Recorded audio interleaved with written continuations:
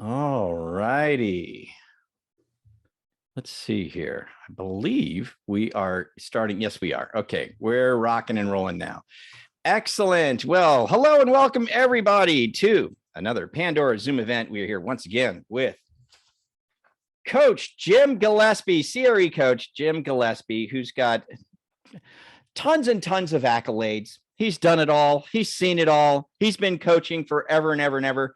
But if we're going to be honest, Coach, you got to admit, you don't feel like you've really made it until you've been on a Pandora Zoom event. Wouldn't you? Wouldn't you say that's the truth? There you go, baby. All right. But no, all kidding aside, guys, Jim, he's been published, interviewed, written about the New York Times, Los Angeles Times, Money Magazine, Realty Times, Broker Agent News. Man, my goodness, just been all over the place. He's also got a number one book on Amazon. Been coaching for long time, since 1998. Thousands of articles, tons of instructional videos, just all around terrific, probably the best or premier, I should say, CRE broker coach that's out there. We are super lucky to have Jim here with us, and we're so pleased that you're doing these Pandora Zoom events with us, Jim. Thank you for being here. I just want to kick this thing off and get started, if that's okay. When it comes to commercial real estate brokers, Coach, the topic is persuasion, right? How to persuade your commercial real estate clients. So when it comes to that, and the commercial real estate broker, what do they really need to understand about persuasion? It's really important, Frank, to move away from the old model that many people think in terms of salespeople. When people get into sales, they think, okay, what have I heard about who you have to be as a salesperson to be successful? Okay, you got to be aggressive. You got to be assertive. And you just got to really look out for that, because that can be perceived as being pushy and forceful for your agenda towards the client or prospect. And you really need to learn how to be effective at sales while not making them feel that you're pushing them for their agenda. And that requires a willingness to rethink things and do them differently, and look at some alternatives and figure out what is truly going to be the best sales approach for you. I get that. So instead of being just the hardcore, let's go, so what it'll take to get you to sign today kind of a guy, right? You're saying approach things a little more differently and be more thoughtful about that in a more persuasive Let me just say something just here, Frank. You made me think of something. Yeah. Most of us, if you were to think of all the salespeople who have been selling to you throughout your life, I mean, shoe salespeople, clothing, car salespeople, homes, loans, whatever the heck it is. Okay. Yeah. How many can you think of that you've experienced that you felt provided you outstanding service that you would be thrilled to refer them to your friends and business associates?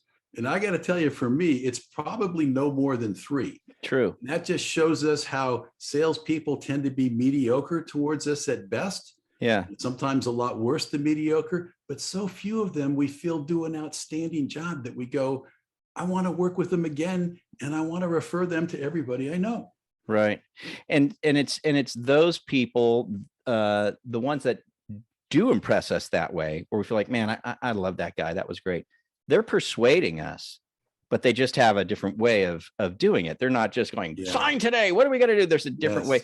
So like, what mistakes would you say that we're making, right, when it comes to our persuasion tactics? Sure. I mean, the first overall mistake is being focused on what you feel you need to accomplish in the way of, I got to get paid. I got to close this person so I can get paid. I have to move them as quickly as possible towards closing this commercial real estate transaction or a clothing sale or insurance sale.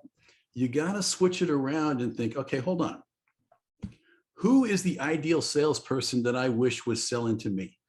Somebody who truly cares about my needs and what's most important to me first, making sure I get exactly what I'm looking for, far above and beyond them getting paid a commission at the end of the transaction. And when you start to convey that to your people and they get that and they feel that, you're like an amazing breath of fresh air that they've never seen before. Right. And a salesperson in almost any industry, but specifically commercial real estate, they'll trust you more because they feel you're looking out for their best interest instead of being on guard, worried that you're going to try to slide something by on them really quickly. And they'll want to refer you to their friends and business associates too. It's when we can take that type of an approach with people, not being so concerned about, I got to close this one, I got to get them, but more just, figuring out what's really going on with those people. Oftentimes we uncover other things that we might not have been, thinking of, where we can help them out. Let me mention one more thing here, Frank. Yeah. Just a transaction that a friend of mine was involved in, a residential transaction. They recently bought a home in a vacation home community to basically do a VRBO rental kind of thing and do family trips there and things like that. So I asked him about the residential agent that they were working with. Yeah. He said, oh my gosh, like the guy has closed a really good amount of sales. I mean, it was something like 62 within the year or something like that. I said, how did he make you feel as his client? He goes, it was amazing. We felt like we were so special that we were probably the only client that he was working with. And I said, that's what a great salesperson does. Yeah. They make you feel really special and not like they're trying to rush to get through you to get to the other 10 transactions that they got to be working on. Yeah. Let me ask you this, Coach, because you just made me think of something. So you've been doing this a long time. You've been in sales a long time, not just coaching, just so you guys know. Coach Jim ran offices, for years and years, commercial real estate brokerages. You ever make any mistakes along this lines of persuading people? Persuasion? Yeah. I tell you, there's just one that stands out. And I can't tell you what I said to the person. All I can tell you is the feeling I had in the pit of my stomach that I still feel today and thinking about it. And let me set up the situation, okay? This is back when I was an early agent in the business, early 1980s. And I don't even know if they're still around today, but there was a very famous jean manufacturing company called Sasson Jeans at the time. Okay. Used to have this jingle on the air. Ooh, la, la, Sasson. Okay. Yeah. So they needed a big building. And I was showing the president a 400,000 square foot building on the outskirts borderline of downtown Los Angeles. And it was an old building with multi-stories and this hodgepodge here and there. And we were in their building walking around and I could see him, stroking his chin, thinking. So I go, okay, at least I know he's thinking of a way to make this thing work. Yeah. And so as he's doing that, and the listing broker was there too, I said something to him that I know had to be really, really salesy type of stuff, because I just remember the look on his face. He was thinking, and when I said that, he just kind of went like that. I just realized that I just said something that just sounded so salesy and trying to make the deal. Right. And just that pit in my stomach feeling just had me go in that moment in time. I got to find a better way to do this so that I never, ever do anything like that again, and find a way to be a much better salesperson, looking out for their needs while trying to move the transaction along at the same time. Yeah. So let me ask you this. So what do we do? Or what should we be doing, right? Moving forward with a new approach here of persuasion instead of the old salesperson, high pressure tactic. I mean, how do we catch ourselves? Give us some pointers there. Yeah. Let me just mention one thing first of all, because you as a salesperson may think, okay, I'm going to be aggressive. I'm going to be assertive. And I'm so slick and smooth that they're not even going to notice it. And they're going to go ahead and sign where I need them to sign. Yeah. No, they're going to feel it. It's going to feel horrible. They're not going to show it to you on the outside. They're not going to tell you about it. They're just going to want to move away from working with you and maybe work with somebody else instead. You're dealing with people who in commercial real estate, generally speaking, who are going to be in their 40s and older, 40s, 50s, 60s, 70s, maybe beyond sometimes. Okay. These are seasoned business people and investors who can smell BS a mile away. All right. Right. So don't think, especially if you're younger than that age range, that you're slicker than they are and you can slide it by them. No, you won't. Okay. They've had to basically filter it out and recognize things like that and push it aside so that they don't make big mistakes in their own business and investment decisions. Okay. So just realize that's what's going on, learn what works. And I'm going to give you some resources, like some things to do and some books at the end where we can talk about getting into some more detail on this. Okay, good.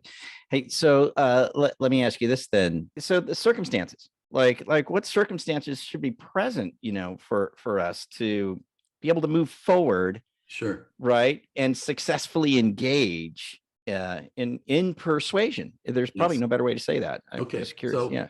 So the person, the client or prospect, needs to ideally be in a place where they're still considering the deal as a possibility and think that under certain circumstances and conditions, this may actually work for them, whether it's the physical space you're showing them, whether it's an investment deal or opportunity, okay, where it's the place of possibilities. It shows that it's met certain criteria where it's in the range of possibility for them to move forward with, okay? If they need 50,000 square feet and you're showing them 30,000 square feet and you're trying to come over the top and tell them like, this is your deal, it's not going to work. Okay. So there are certain things that are negotiable and possible with your clients and prospects, and other things that are non-negotiable. For example, a certain neighborhood or area or part of town may be just, I'm not even considering going here. At the same time, when the market is tight and it's hard to find a lot of different properties to show them, sometimes when you show them something like that and the building is really ideal for their business outside of the area, it may have possibilities for they go, because of all these other great things about the building, we would now consider this because we can't find a building with all of these same features for us in the areas that we said we wanted to be in. So things need to be in the state of where it's possible and they're still considering that this could work and they may want to move forward on this. No, the question I got is, let's talk about you personally. I mean, you're obviously speaking from experience and a lot of time in this industry, a lot of coaching, a lot of transactions, right?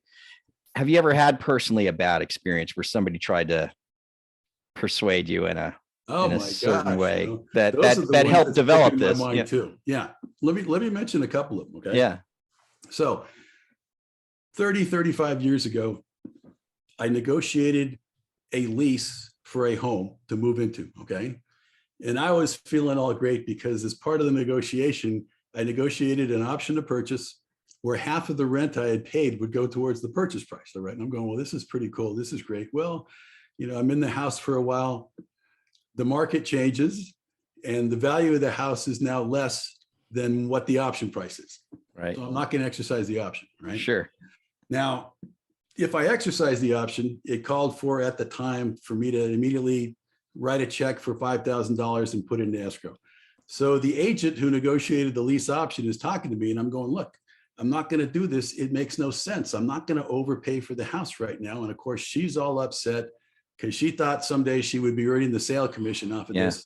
And she's just fighting me on this. I'm going like, she's trying to get me to do something that's against my best interest. Yeah. And then right towards the end of the call, she goes, okay, Jim, will you just write and sign that check and you put it into escrow tomorrow? Okay. And I'm just going, holy cow, And another one, I was negotiating to buy a car one time.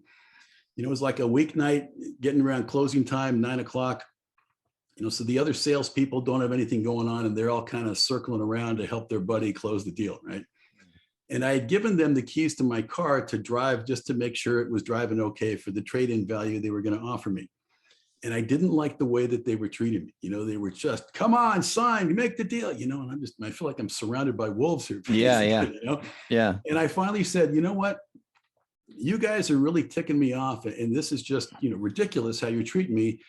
Give me the keys to my car. I'm going to drive home. We're done. Yeah. They refused to give me the keys to my car back. Oh my God, dude. I had to stay there until we made the deal. All right. Oh my God. Which of course ingratiated me to them and had me really want to make the deal. Okay. Sure. So finally I got the keys and got out of there, but it's like, you're just treating somebody like, this piece of meat to get dollar signs out of. And it's just, that's what gives salespeople a bad reputation. It really does. I mean, that is just so insane to actually hold you captive with your keys is just, but just this feeling with all of them, like you're nobody, you're somebody we got to make money off of. And we're going to force you to allow us to make money off of you. Yeah. What about a referral? Hello. How about treat me nice? Maybe I got a friend or two that'll come down and buy something. To say, I've never gone back to that dealership since then. God.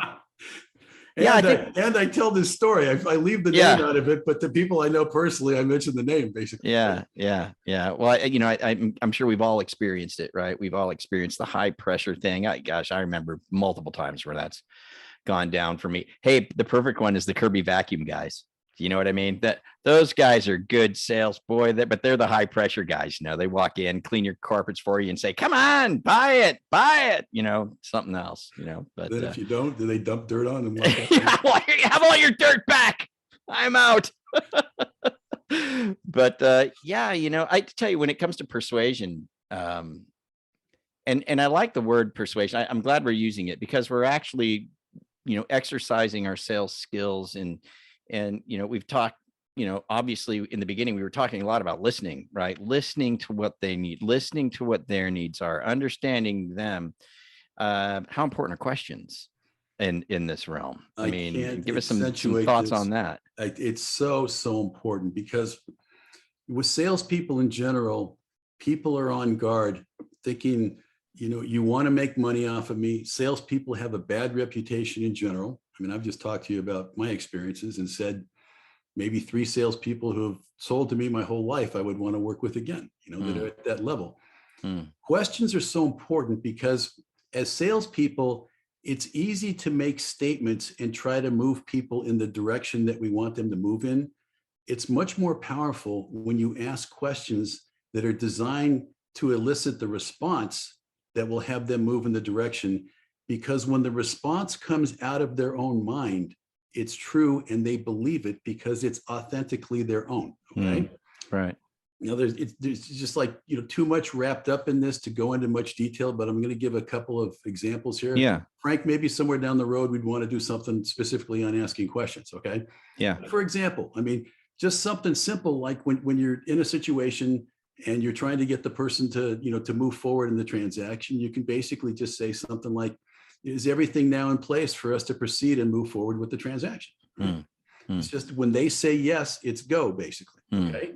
Just subtle things like that. And for example, on my website, let me mention something else too. There's something called the yes set, which I'm not going to get into in detail right now, but it's a way of asking questions sequentially where the answer is going to be yes, one after the other. Yeah. So you build up this feeling of momentum, like a locomotive gaining, steam and speed from a dead start. And on my website, commercialrealestatecoach.com, there's a link to top training videos. And if you scroll down, I think it's the one just above the bottom one. It's basically about utilizing persuasion with trying to get commercial real estate listings. I give a video example of utilizing a yes set for the buildup to right to the point where you're asking the person to move ahead and sign your listing. Okay.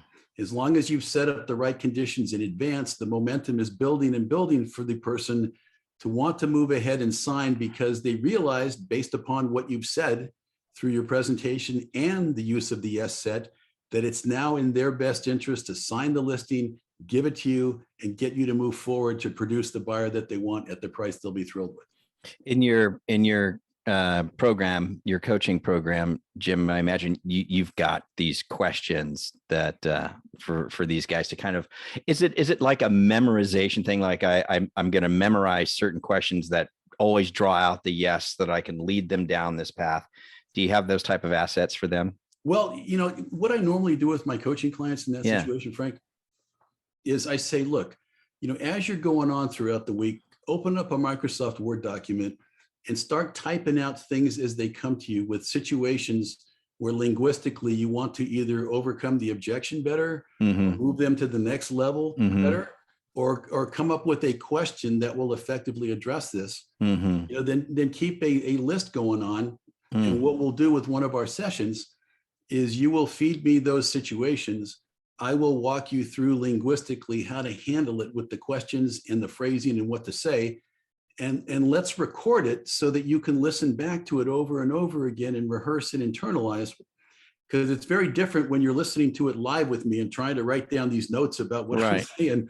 And when you can listen to it back as a third-party observer, and write notes as you want to and listen to it over and over again, it's much more powerful to give you the tools to handle almost any situation you'd want to. Yeah. Hey, let me ask you this. When it comes to persuading, any specific words or gestures or, buzzwords that maybe we should avoid, like we should stay away from when we're Yeah.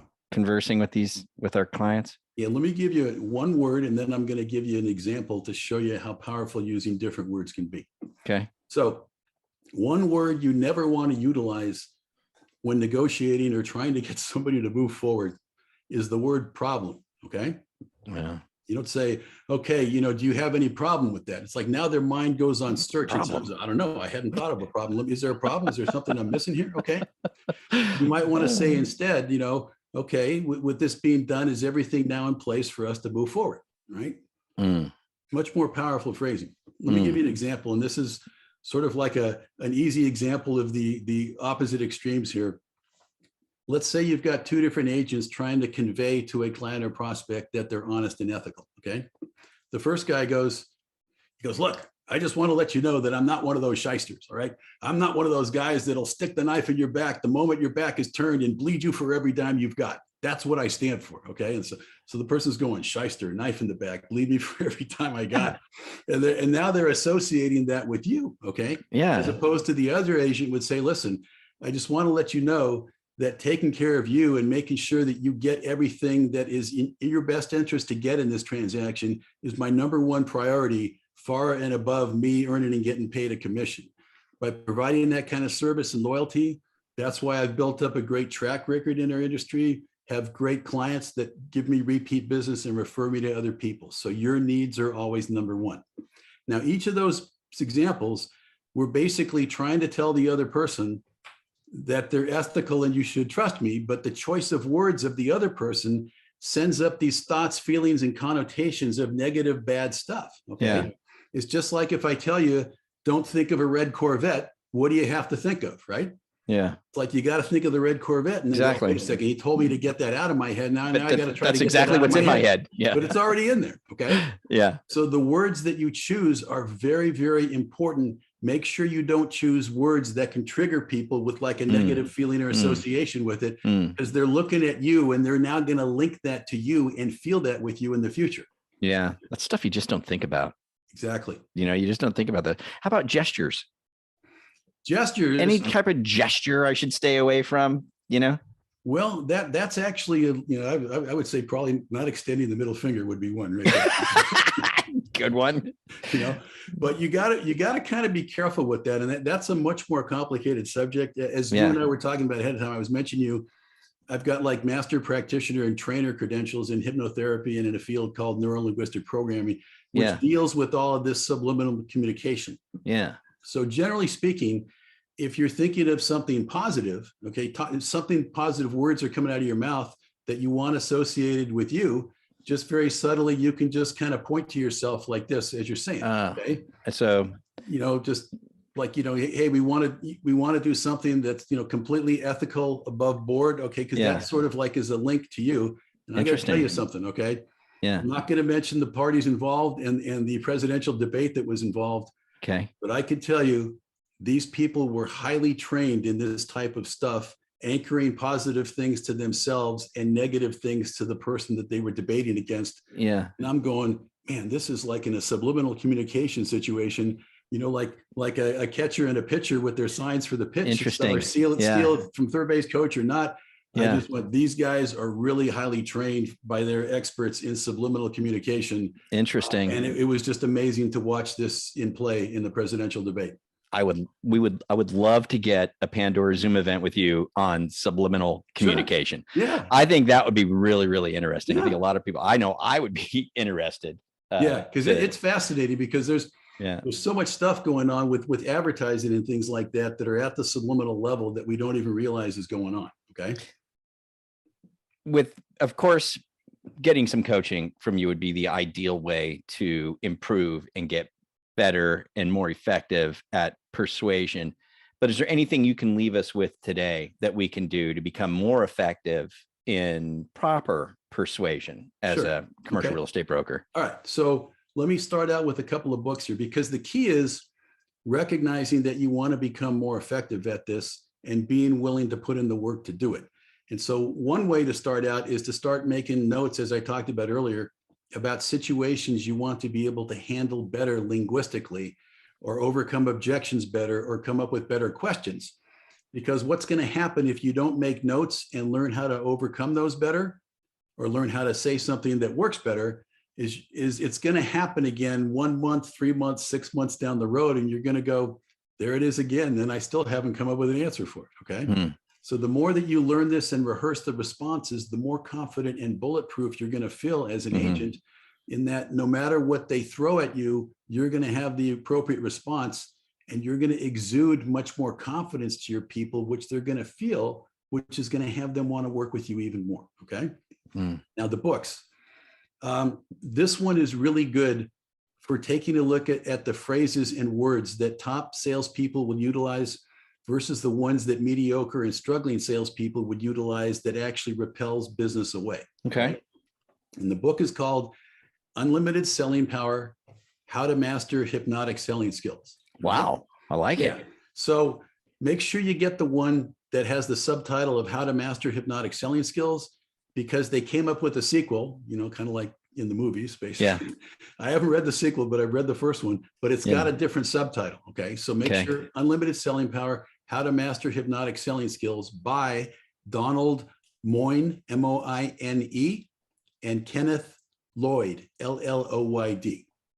Now, the next book I'm going to give you is a landmark book in terms of, persuasion, subliminal stuff in a business context, sales situations. It's called Influence, by a guy named Robert Cialdini, C-I-A-L-D-I-N-I. Robert Cialdini, C-I-A-L-D-I-N-I. It's called Influence. And this guy basically goes into different stories and situations to show us how we as human beings are wired to respond automatically to certain stimuli. Okay. I mean, let me just give a couple of examples here. One of them, for example, I remember, and I read this thing like 15 years ago, but I can still remember. He talks about those situations where you go out and, somebody's, I got a course to teach you how to flip houses, or, how to get rich in real estate, or get rich in something else. Okay. And he talks about how people go there with the idea that I really, really hope this is what I'm looking for to get me on the road to riches. And he said, what's really interesting is if somebody stands up in the middle of the meeting and starts to throw a monkey wrench in this and say, this is BS. How can you say this? Da, da, da, da. What actually happens is that can lead to more sales of the course, because apparently the people go in opposition to this person trying to ruin their dream and go, I'm not going to let this guy stand in my way. I'm going to do this anyway. Okay. Another example, they utilized at a university where they were trying to get people to volunteer to clean out the science labs. And they first asked, would you be willing to clean out the science lab, one Saturday out of the next year? Most people said no.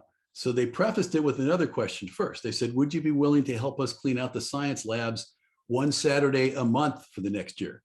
When people said no to that, they then followed with the question that was earlier. Well, would you at least be willing to do it one Saturday out of the next year? Well, that I'll do. Okay.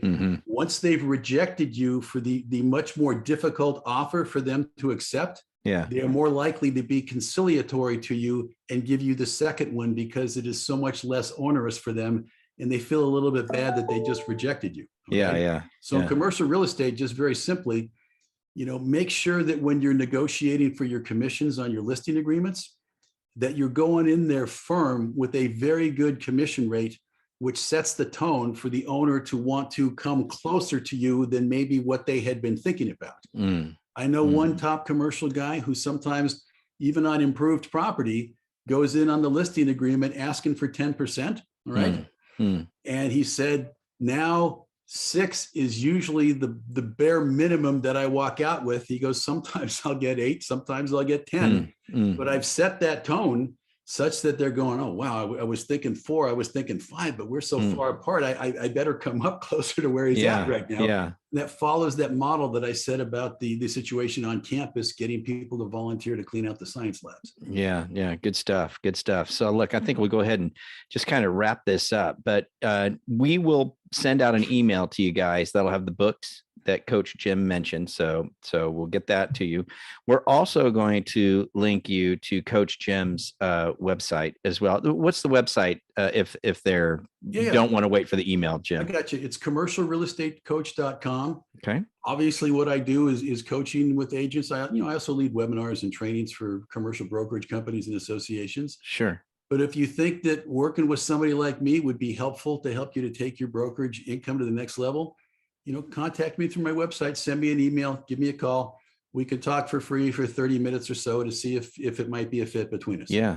Yeah. Good stuff. Good stuff. All right, guys. So there you go. Coach Jim Gillespie on how to persuade your commercial real estate clients. It was really good. Very informative. Want to get you back on. Well, for sure, we're getting back on to another Pandora Zoom event, but I really want to get into that, subliminal stuff. I think that's fascinating. And I think it'd be really fun to listen to. So with that, thanks for showing up, everybody. Be on the lookout in your email for the recording of this webinar, along with the contact information of Coach Jim. And we'll put the books in there as well. With that, we'll see you guys here. Be on the lookout for us. We'll be letting you know of other webinars coming up. So we'll see you next month here on Pandora's Events, brought to you by Pandora Business Lending for all of your commercial lending needs. Coach Jim, thanks so much. We'll see you later. Thank you, Frank. All right. We'll see y'all later. Bye-bye.